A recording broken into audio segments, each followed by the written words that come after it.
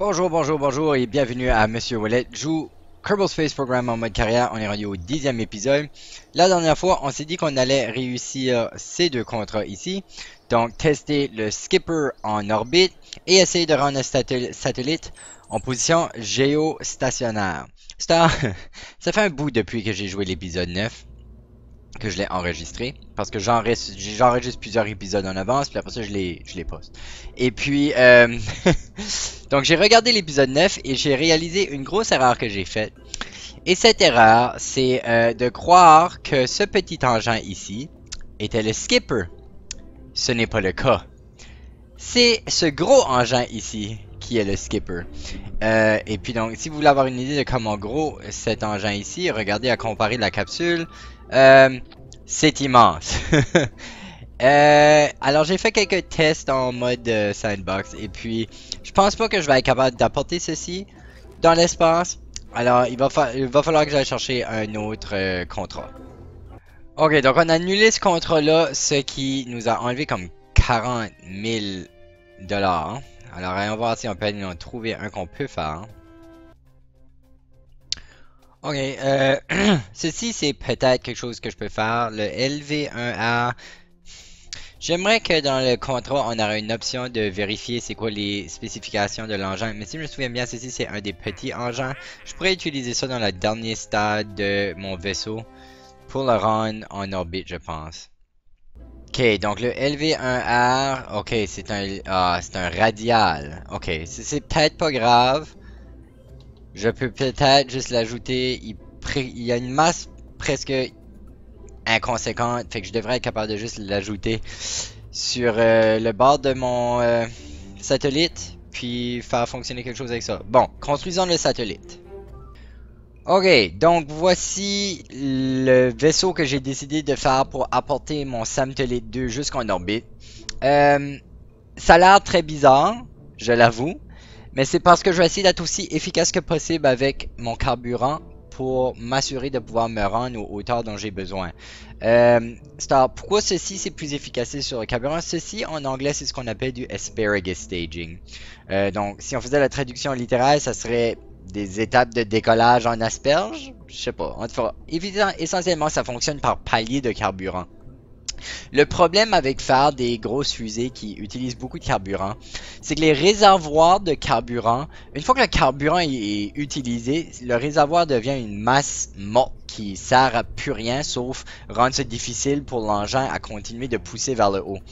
Donc ce que tu peux faire, c'est que tu peux essayer de te débarrasser de tes masses vides à mesure que tu montes. Donc à mesure que le réservoir est vide, on l'éjecte et puis ça fait qu'on a beaucoup moins de masse à apporter en espace. Donc ce qu'on va faire ici, vous pouvez voir que j'ai utilisé des tuyaux ici pour faire rediriger mon carburant. Donc le premier réservoir à être utilisé, ça va être celui-là. Parce que ce qui arrive, c'est que ce réservoir-là envoie son carburant dans ce réservoir-là. Ce réservoir-là envoie son carburant dans ce réservoir-là. Et ce réservoir-là envoie ce carburant dans le réservoir central. Et on a la même chose de l'autre bord, complètement symétrique. Donc, ce réservoir-là va être utilisé en premier. On peut s'en débarrasser quand il est vide. Ensuite, celui-là, on s'en débarrasse quand il est vide. Celui-là, et on se restera avec le réservoir central. Donc j'ai deux gros défis que j'ai eu à jouer avec pour la construction de ce vaisseau ici. Premièrement, je voulais apporter le plus de carburant possible, donc je voulais que ma masse aussi proche de la limite. Vous remarquerez que ma masse est à 17.1 de 18, donc il y a 0.9 tonnes que je peux encore ajouter. Sauf que mon deuxième défi, ça a été de me limiter à 30 parties. J'ai pas le droit d'avoir plus que 30 parties distinctes. J'ai dû donc enlever un de mes panneaux solaires. J'ai considéré enlever l'antenne parce qu'elle est comme inutile jusqu'à temps que j'ai réalisé que mon contrat nécessite que j'aie une antenne. Si on regarde les contrats, ça dit un nouveau satellite qui a du pouvoir et une antenne. Donc j'ai pas le choix d'avoir l'antenne. J'ai été obligé d'enlever un réservoir de carburant pour me descendre à 30 morceaux. Fait que c'est ça, c'est le Samtelite 2. On va voir si on peut l'apporter dans l'espace. Attends, on va ajuster ceci un peu. Faire le perfectionniste. C'est pas mal plus droit. Ok, on y va. Ok, donc on a le Samtelite 2 prêt à partir. Je suis pas mal certain que toute cette masse-là avec juste un engin l'engin ne pourra pas offrir la puissance que j'ai besoin pour monter. Fait que je vais le mettre à 100% d'accélérateur. Et je viens de remarquer que mes étapes de décollage sont pas dans le bon ordre. Je vais réparer ça rapidement. Voilà, c'est fait. OK, donc le défi ici, ça va être de voler en ligne droite, vu que j'ai un vaisseau qui est symétrique, mais peut-être pas parfaitement. Et puis je n'ai pas d'assistance de pilotage parce que je n'ai pas de Jebediah ici, évidemment, vu que c'est un robot que j'envoie dans l'espace. Donc, voyons voir si la force de décollage est assez grande pour cet engin ici. À 1000 mètres, il faudrait optimiser... Si j'optimise ma montée, il faudrait que je sois à 110 mètres par seconde. Donc on voit, je vais même pas être proche de ça. Non, donc 65, je suis comme un peu plus que la moitié, mais je suis vraiment pas optimisé. Donc l'engin ici n'a pas tout à fait la force nécessaire pour optimiser ma montée. Je m'attendais à ça un peu, donc ici on veut... Oh! Alors je veux me débarrasser de mes engins. Donc je les ai débarrassés un peu trop tard, mais vous voyez maintenant c'est le réservoir ici qui est en train d'être utilisé. Donc, chaque fois que je fais une expulsion de mes réservoirs comme ça va probablement me déplacer un peu. Il faut que je fasse attention de pas trop compenser. C'est correct si je me penche un peu vers l'est parce que c'est par là que je vais aller de toute façon. Mais l'important ici, c'est de garder un œil sur mon carburant qui descend. Je veux m'assurer de éjecter cette masse vide-là le plus vite que possible. J'essaie de me garder droit. Je veux pas trop me pencher tôt parce que j'ai pas vraiment la force de montée que ça me prend pour faire face à la résistance. Bon, on est prêt à éjecter et voilà. Et maintenant, ce sont ces réservoirs ici qui sont en train d'être utilisés. Ok, on est rendu proche de 10 000, alors je vais commencer à me pencher. Sans m'écarter trop de mon cap. Pour ne pas perdre trop d'énergie en tournant. On voit aussi que moins j'ai de masse, plus mes roues de réaction qui me donnent un peu de puissance de tournage agissent fortement. Donc c'est comme ça devient difficile de garder le cap parce que je tourne beaucoup plus vite que je voudrais. Donc on voyait là 45 degrés, ça m'a l'air comme si ça devrait être bon. Regardons où je suis rendu en termes de hauteur que je vais atteindre. Ok, c'est pas pire. Mon contrat veut que j'aille à peu près à 80 à 88 000. Donc je vais monter à 85, puis je vais m'arrêter là. On y arrive presque. Ok, parfait. On est monté à 85. Nos réservoirs ici sont-ils vides maintenant? Oui, on peut les éjecter. Puis on a juste commencé à utiliser le réservoir ici. Excellent. Donc on devrait avoir assez de gaz pour rentrer en orbite, je pense. Donc on veut une orbite de 85 à peu près. OK. Essayons de nous stabiliser un peu. Pas évident sans l'assistance du pilotage, mais on a l'air correct. On va s'avancer vers notre apoapse. Bon, j'arrive proche de mon apogée, ce qui va me permettre de commencer à brûler. Je pense qu'on peut commencer tout de suite. On y va à 100%. On garde un œil sur l'apogée. Le périapse est rendu où? Il apparaît. Périapse de 70, apogée de 168. OK. Oh, on avait presque l'altitude nécessaire. On est-tu rendu trop haut? C'est ça, on est rendu trop haut. On va attendre d'être l'autre bord de notre apoapse. Et ça va nous placer... On va accélérer le temps. Et puis, être rendu l'autre bord de notre apoapse, ça va nous mettre à les altitudes qu'on a besoin pour tester nos engins radio qu'on a ajoutés.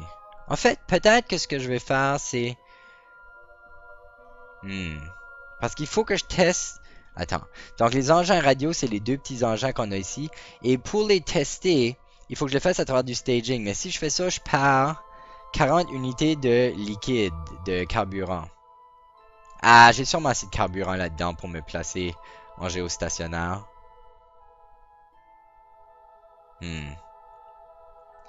En fait, je sais qu'est-ce que je vais faire. Je sais qu'est-ce que je vais faire. Je vais monter mon périapse jusqu'à 88 à partir de mon apoapse. Ou si j'ai assez d'électricité pour le faire. Ok, peut-être faudrait que je le fasse tout de suite avant que je perde de l'électricité. Vous voyez ce que je veux dire par avoir la difficulté à rester droite? On va y aller. Ah non, j'étais beaucoup trop, j'étais beaucoup trop. Faut que je me réajuste. Faut que je me réajuste. Avant que j'ai plus d'électricité. Ça descend vite. Trop bas. Vous voyez là, je suis en train de faire des gros messes. Ok. 88. Le plus haut que je peux avoir, c'est 88. Donc, faut que je descende juste un tout petit peu.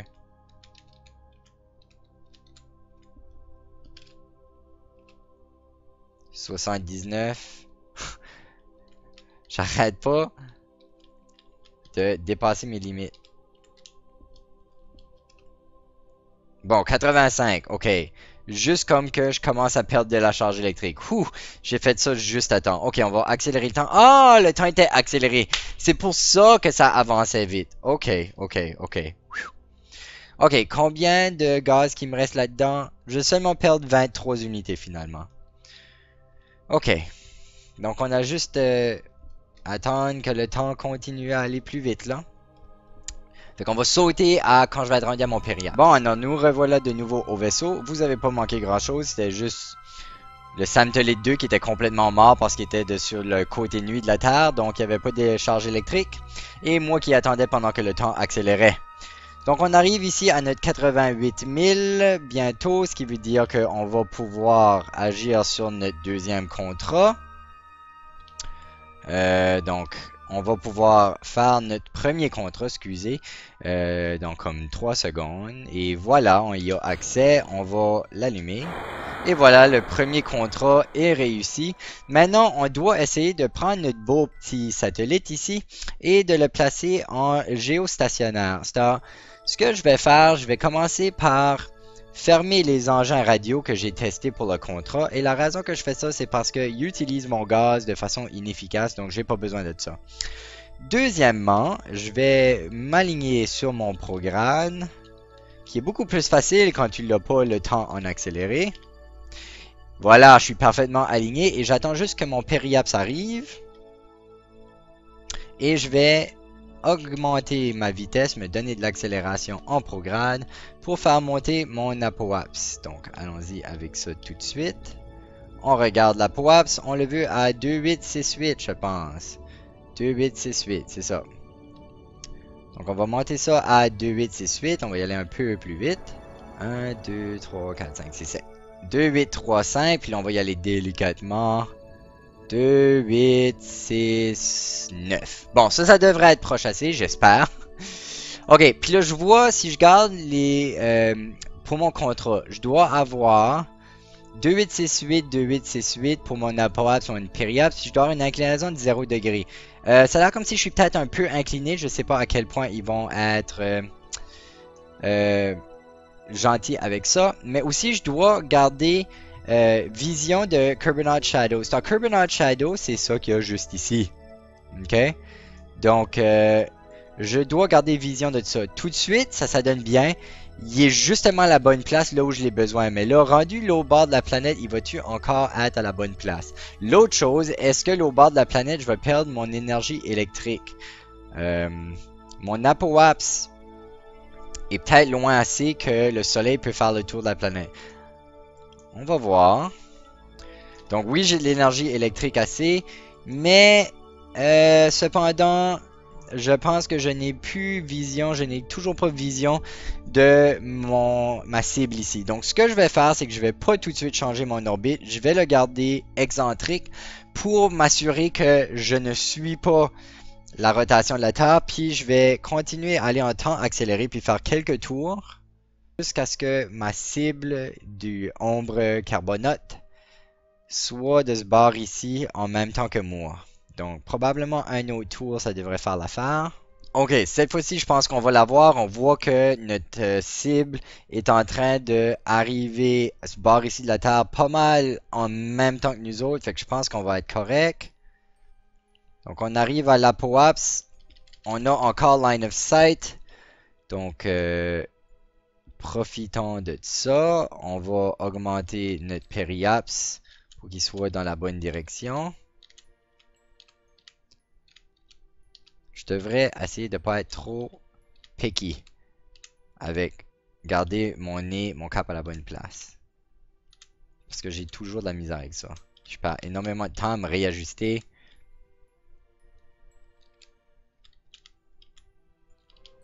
Ok, ça va être bon assez. Periaps 2868.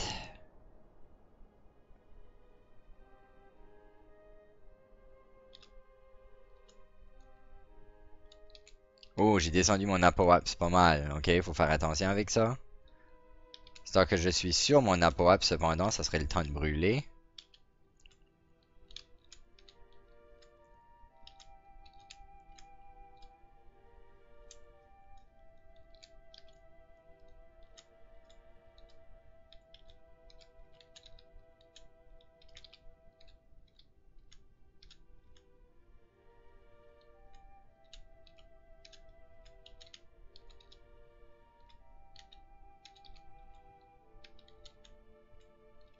Oui, j'ai énormément de difficultés. 2847, 2862.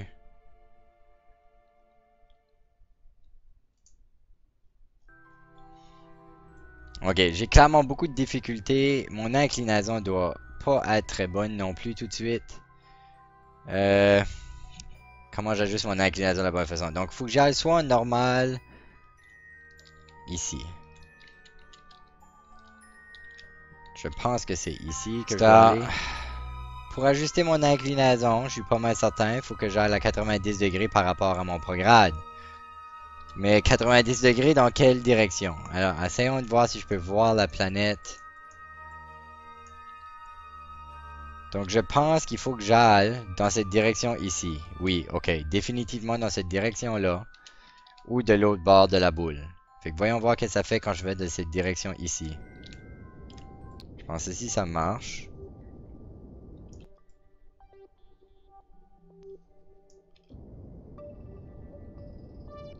Ok, donc j'ai un axe de mon inclinaison qui est réparé, puis là, il faut que j'aille à mon périaps réparer l'autre axe. En fait, non, il faudra que j'attende à mon apoaps, parce que là, j'ai absolument plus de charge électrique. Bon, alors, dois-je aller de ce bord ici, ou de l'autre bord? On va voir.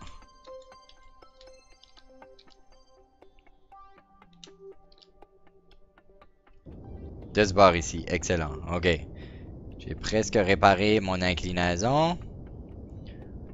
Vous voyez le disque gris qui s'aligne avec le disque vert, c'est ce que je cherche.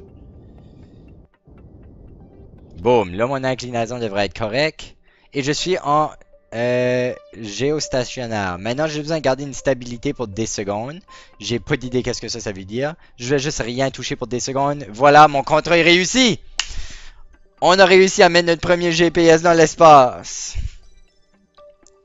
Le Samtelite 2 nous a apporté pas mal d'argent. Ok. Excellent. Je peux pas faire de science ici, par exemple, hein? Non, j'ai aucun appareil scientifique ici. Ok, donc, contrat réussi, on retourne de nouveau sur la planète. Wow, donc, on a reçu 194 000 crédits pour faire ça. 27 sciences. Ça nous a donné énormément de points. On est rendu à 443 000 crédits. Wouh! Épisode 10 ça a été un très bon épisode. Avec 95 points de science, on devrait pouvoir rechercher quelque chose aussi. Voyons voir. Il y a des choses à RCS ici qui sont très utiles. Être capable de mettre des stabiliseurs, des aides de pilotage, ça c'est bon aussi. Plein de parties d'avion, dont le jet engine, très important. Ici, moins intéressant, moins intéressant. Ici, des gros engins. Non, je pense pas que j'ai besoin de ça tout de suite. Je pense que je veux aller chercher soit les avions ou les stabiliseurs, mais je suis pas certain. Je pense qu'il est temps qu'on commence à faire des avions. On va aller chercher les parties des avions. C'est tout pour aujourd'hui. Revenez-nous la semaine prochaine pour l'épisode 11. On va commencer à faire des avions. Excellent épisode 10. Merci d'être regardé. Abonnez-vous à la chaîne. Comme ça, vous pouvez voir d'autres vidéos de Kerbin. De Kerbal Space Program plutôt. J'ai aussi des vidéos que je sors tous les mercredis où je fais une capsule de environ 5 minutes où j'explique comment on peut enseigner des choses avec les jeux vidéo. Et les lundis et les vendredis, je joue à des jeux vidéo éducatifs pour les évaluer. Merci d'être venu, on se voit la semaine prochaine.